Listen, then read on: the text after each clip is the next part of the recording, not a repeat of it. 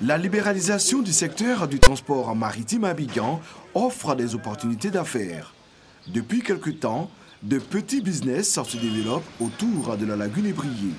C'est le cas à Abobo-Doumé où les jeunes ont eu l'idée d'aménager des parkings privés au profit des automobilistes usagers des bateaux-bus. En provenance de Yopougon, Amalaman stationne tous les jours à 7 heures son véhicule ici avant de se rendre à Trécheville, son lieu de travail. C'est un raccourci.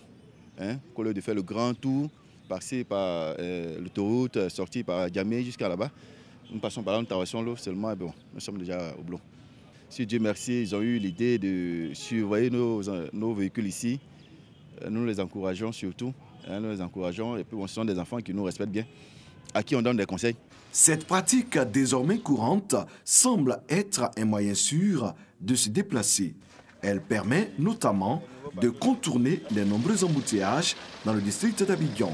Tu gares la voiture ici, tu donnes 200 francs aux jeunes, tu traverses le soir, tu fais la traversée avec le bateau-bus, tu prends ta voiture, tu t'en vas.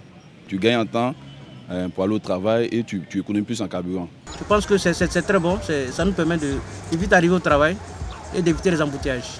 Cet espace d'environ 800 mètres carrés accueille près de 300 véhicules par jour.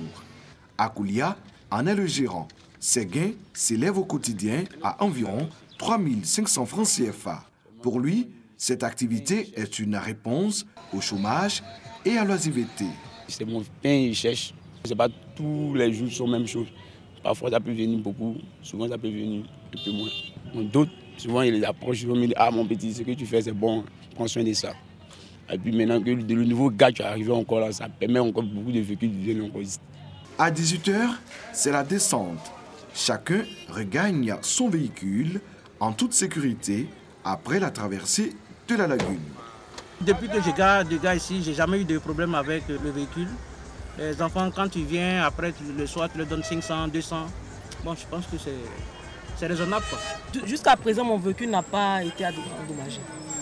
Selon Akoulia, aucune plainte n'a été encore relevée par les usagers concernant les dommages. Il y a beaucoup de tantis, des tontons qui me tirent l'oreille. Malgré me donne l'argent, mais non, petit, il faut faire ça, voilà ça, il faut bien surveiller ici, là. Malgré on te donne l'argent, mais vraiment, essaie de voir les choses, parce que ça, là, ça crée problème.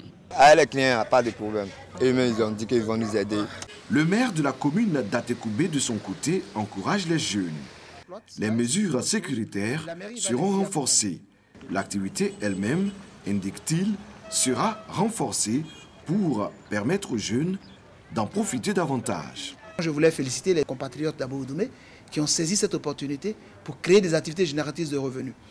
Mais il faut aller plus loin. Ce parking aujourd'hui, c'est simplement une aire non aménagée. C'est quelque chose de sommaire.